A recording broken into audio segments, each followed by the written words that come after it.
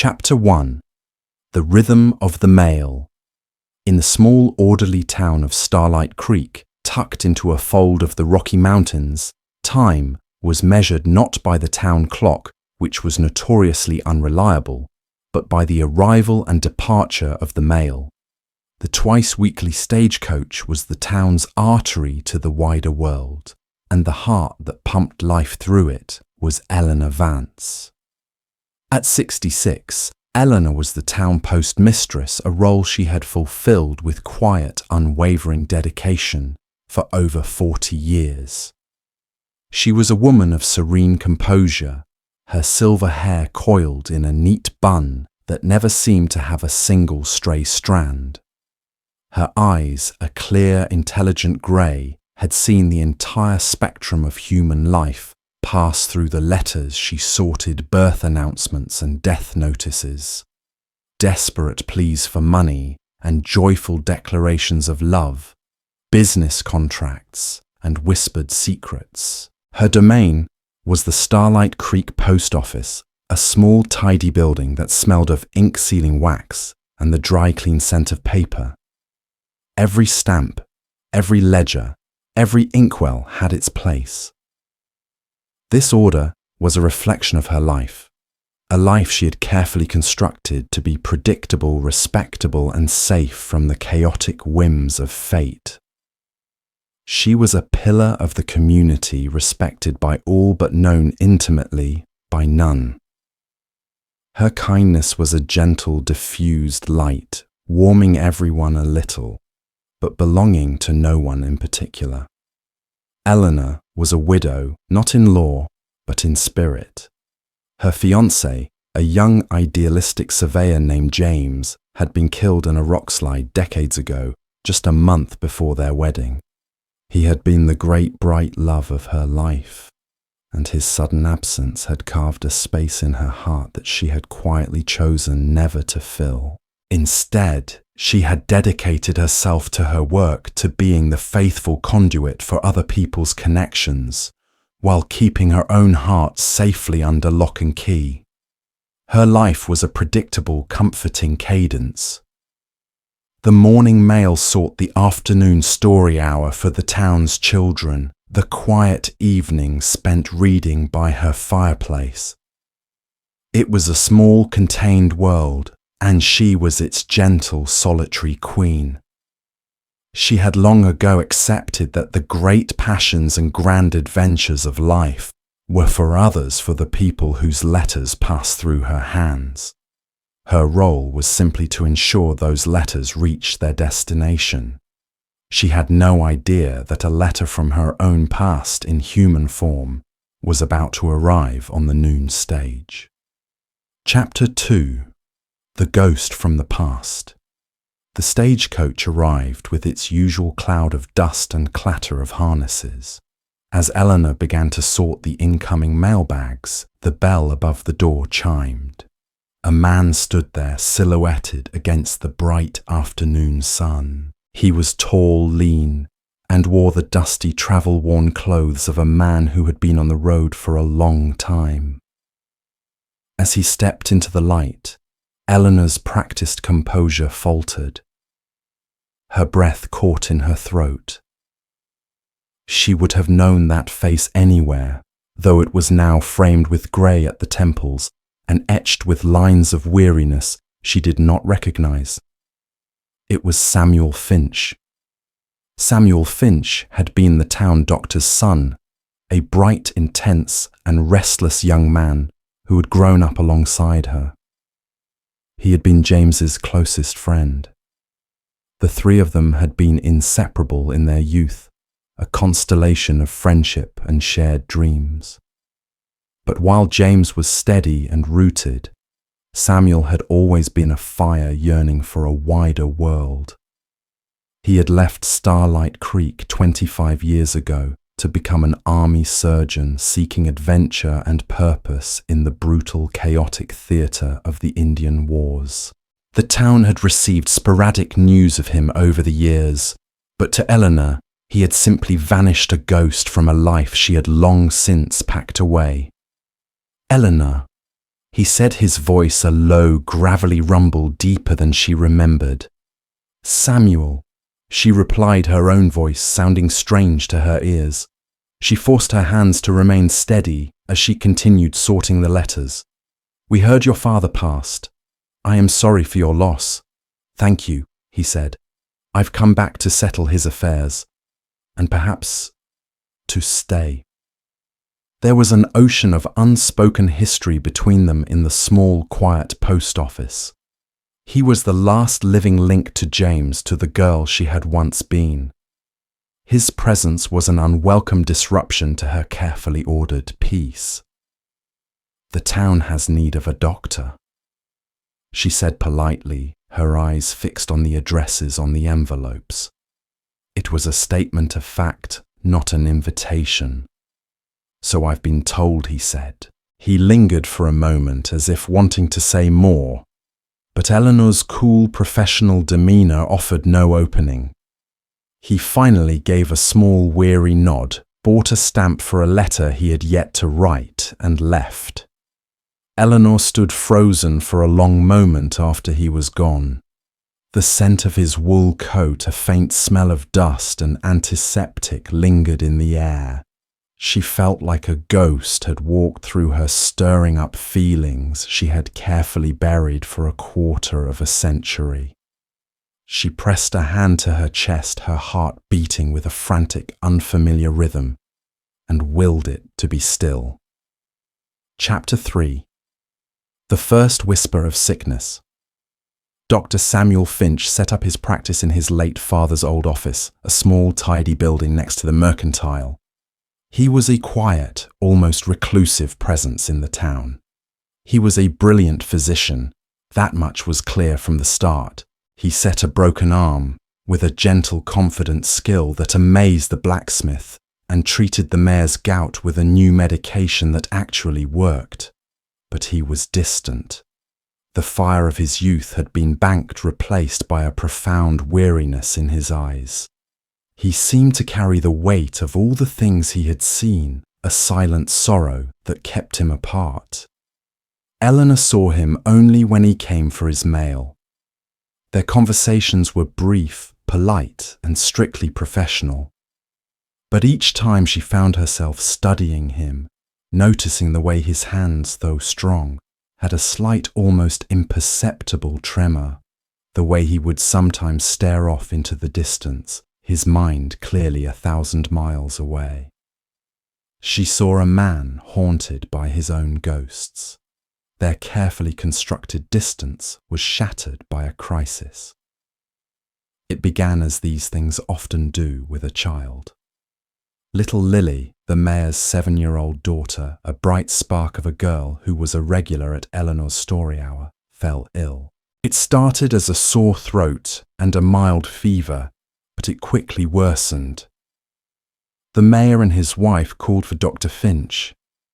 Eleanor, seeing the doctor's buggy rush past her window, felt a lurch of anxiety. Later that day, the mayor's wife, her face pale with worry, came into the post office to send a telegram to a specialist in Denver. "What is it?" Martha Eleanor asked gently, her professional reserve melting away in the face of the mother's distress. "It's her throat," Martha sobbed. "It's closing up. She can barely breathe. Samuel, Dr. Finch, he's with her now. He calls it diphtheria. Diphtheria." The word was a death knell. It was a swift, terrifying, and often fatal disease, especially for children. It was the disease that had taken Eleanor's own younger sister when they were girls. The old familiar pain, sharp and cold, pierced through her carefully constructed walls. She looked at Martha's terrified face, and her duty became clear. Her role was not just to sort the mail, it was to hold the town's lines of communication, its lifelines, in her hands. "We will get this message out on the next stage, Martha," she said, her voice full of a calm, reassuring authority. "And any reply that comes, I will bring it to you myself, day or night." From that moment on, the post office became the nerve center of the town's crisis, and Eleanor Vance and Dr. Samuel Finch, the two people who had been carefully avoiding each other, were suddenly bound together by a shared, desperate purpose. Chapter 4. The Quarantine. The specialist's reply from Denver was grim. He confirmed Samuel's diagnosis based on the Telegraph's symptoms. He offered advice on treatments, but warned that the most crucial step was immediate and absolute quarantine. No one in, no one out of Starlight Creek. The disease could wipe out the entire town if it spread. The town council, led by a frightened Mayor Thompson, officially declared the quarantine. The stagecoach was stopped at the edge of town mailbags and supplies, left at a designated drop point. Samuel Finch was now the town's sole medical authority, and Eleanor Vance its sole link to the outside world. A grim new routine began. Samuel worked tirelessly, moving from house to house where the sickness had begun to spread. He seemed to survive on coffee and sheer force of will, his weariness replaced by a fierce, focused intensity. He was no longer a ghost. He was a general in a war against an invisible enemy. Eleanor became his communications officer. She would receive his hastily scrawled notes, requests for medical supplies to be telegraphed to Denver, updates on the afflicted families, and ensure they were sent. When replies came, she would disinfect the paper with a hot iron, as Samuel had instructed, and deliver them to his office. Their interactions were still brief, dictated by necessity, but a new current ran between them. It was a current of shared responsibility, of mutual respect. She saw the deep well of compassion beneath his gruff exterior. He saw the unshakable strength and competence beneath her quiet reserve. One evening late, Eleanor saw the light still burning in his office. On impulse, she heated a broth she had made and carried it over. She found him slumped at his desk, his head in his hands, the picture of utter exhaustion. He looked up as she entered, his eyes bloodshot. "Eleanor, you shouldn't be here." "Nonsense," she said, her tone brisk. "You cannot heal the town if you collapse. You will eat this." He was too tired to argue. He ate the soup, and for a few moments the silence in the room was comfortable, companionable. "Thank you," he said when he had finished. His voice was soft. "It's been a long time since anyone has done that for me." "We all must do our part," she replied, but her heart fluttered in a way it hadn't for years. She was seeing the man, not the doctor, and the sight was both unsettling and strangely welcome. As she was leaving, he stopped her. "Eleanor, about James. I was with him, you know, when it happened." Eleanor froze. "I know, I tried to save him," he said, his voice raw with a guilt that was 25 years old. "I wasn't fast enough. I was his friend and I failed him." "It was not your fault, Samuel," she said, her voice barely a whisper. "It was a mountain. Some things are too big to fight." She left his office, her own carefully constructed peace in tatters. He was not just a ghost from her past.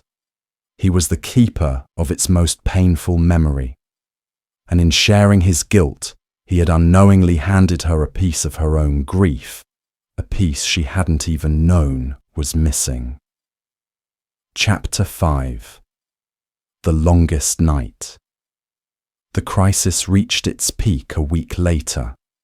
Little Lily Thompson, the first to fall ill, took a turn for the worse. The membrane in her throat, the terrifying hallmark of diphtheria, was threatening to suffocate her. Samuel sent an urgent note to Eleanor. "I have to perform a tracheotomy. It's the only chance. A desperate, dangerous procedure. I need you. I need your steady hands." Eleanor did not hesitate. She locked the post office and ran to the mayor's house. She found a scene from a nightmare. The house was quiet, heavy with dread.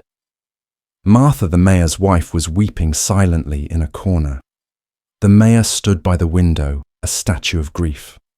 In the small bedroom, Samuel was working by the light of several lanterns. The air was thick with the smell of carbolic acid. Lily was struggling for every breath. Samuel's face was pale, his brow beaded with sweat, but his eyes were laser-focused. "Eleanor," he said, not taking his eyes off the child. "I need you to hold her head, absolutely still, and I need you to pass me the instruments as I call for them. Do not look away. Do not falter. Can you do this?" Eleanor looked at the small, suffering child, and the image of her own sister so many years ago flashed before her eyes. The fear was a cold, physical thing. But then she looked at Samuel's face, at his absolute, desperate determination, and she found a strength she didn't know she possessed. "Yes," she said, her voice clear and strong. For the next hour they worked as a single entity. The world shrank to the small, lantern-lit space around the bed. Eleanor's hands were as steady as stone, her focus absolute. She held the child, murmured soothing words, and passed the sterile instruments to Samuel, with an intuitive quickness, seeming to know what he needed before he asked. She was no longer just a postmistress.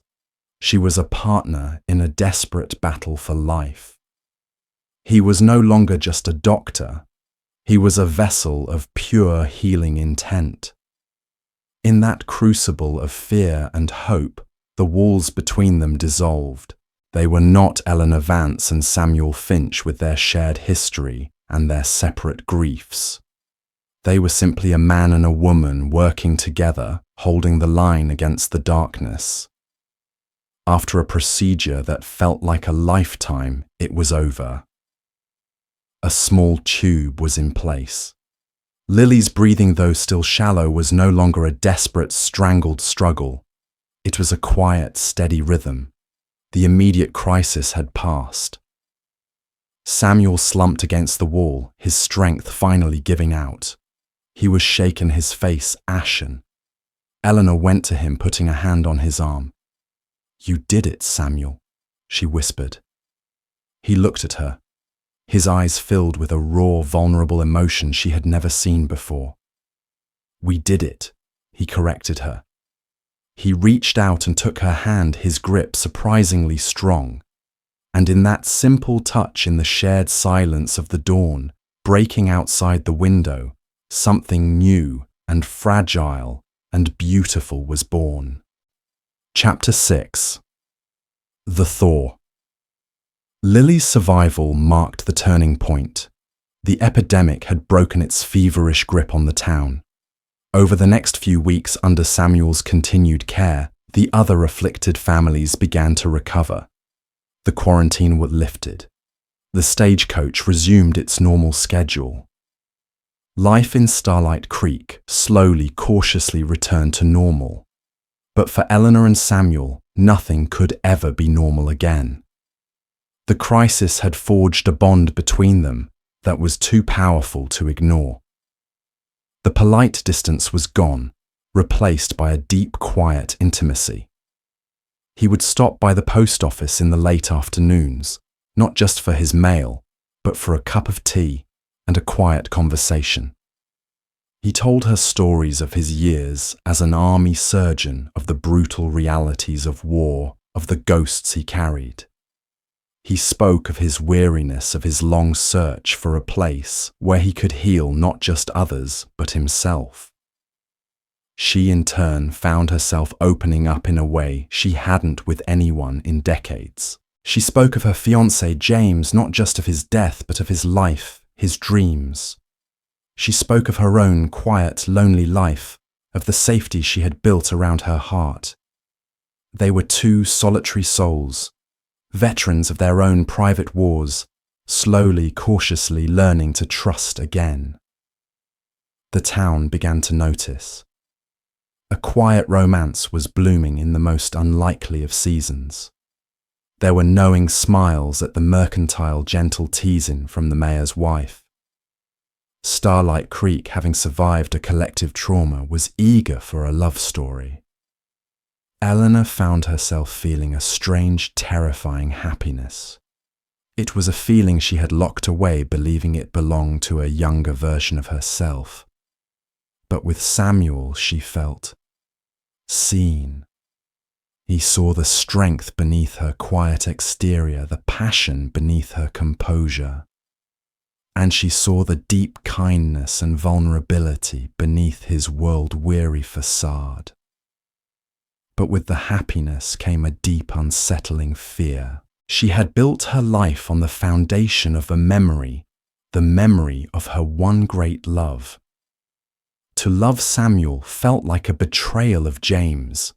And more than that, Samuel was a man who had left once before. What was to stop him from leaving again now that the crisis that had brought him back was over? The thought was a constant cold undercurrent beneath the warmth of their budding relationship. She had survived one great loss. She did not know if she could survive another. Chapter 7. The Letter. One afternoon, Samuel did not appear for his usual cup of tea, or the next day, or the day after that. A cold, familiar dread began to creep into Eleanor's heart. He was pulling away. He was going to leave. The town was healed. His work was done. She tried to steel herself for the inevitable, telling herself it was for the best that she was better off in her safe, quiet world. But the lie was a poor comfort. Her world felt grey and silent without his presence. On the fourth day, a letter arrived for her in the morning mailbag. The handwriting on the envelope was his. Her hands trembled as she opened it. It was not a farewell. It was a confession. "My dearest Eleanor," it began. "I find I must write this, for my spoken words are often clumsy things. For 25 years, I have been a man running from the ghosts of the men I could not save, from the memory of the friend I failed, from the silence of a town I felt I had abandoned.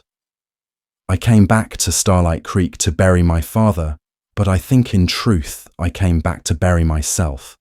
I believed my purpose was to fix what was broken and move on. That is what a surgeon does. But this town and you have taught me something else. Healing is not a procedure. It is a process. It is the slow, patient work of mending, of nurturing, of staying put. I've spent my life looking at the world as a series of wounds to be sutured. You have spent your life looking at it as a web of connections to be maintained. Your work, I now see, is the more vital, the more profound. I loved James. He was my brother, and I have lived with the guilt of his death for half my life. But I have come to realize that the greatest disservice I could do to his memory is to let his loss define the rest of our lives. He was a man who loved life, who loved this town, who loved you. He would not have wanted our lives to be monuments to his absence. I am not the boy who left Starlight Creek all those years ago, and you are not the girl he left behind. We are who we are now, shaped by our joys and our sorrows. I am no longer running. I have found my home, but a house is not a home without a heart. And I have come to realize with a certainty that quiets all my ghosts, that my heart is and always will be with you. I am not asking you to forget James. I am asking you to let me stand beside him in your memory. I am asking you to let me help you build a future. I am asking if you, the keeper of everyone else's connections, would be willing to make one of your own with me. Yours always. Samuel, Chapter 8. The Delivery. Eleanor read the letter once, twice, her vision blurred by tears. They were not tears of sorrow, but of a profound, soul-shaking release. The love she felt for Samuel was not a betrayal of her love for James. It was a continuation of it, a testament to a life that chose to embrace connection over loss. She looked up, and he was there standing in the doorway of the post office, his face filled with a raw, hopeful vulnerability. He had not mailed the letter. He had delivered it himself. She did not need to speak. He saw the answer in her shining eyes. He walked towards her, and she met him in the center of the room, the place where all the town's stories crossed. He took her in his arms, and she rested her head against his chest, feeling the steady, reassuring beat of his heart. The post office was filled with the afternoon sun illuminating the dust motes as they danced in the golden light. It was not the passionate, reckless love of their youth. It was something quieter, deeper, and infinitely more precious. It was a love built not on naive dreams, but on shared scars, on mutual respect, on the quiet, certain knowledge that they had both finally come home. The last postmistress of Starlight Creek had just received the most important delivery of her life. And this time, it was addressed to her. Thank you for joining us at the Story Nook. We believe that the most profound love stories are not always about the first spark, but about the enduring flame that can be rekindled even after the longest winters. If this story of second chances and healing hearts warmed, you please consider liking this video and subscribing for more tales. We look forward to sharing our next chapter with you.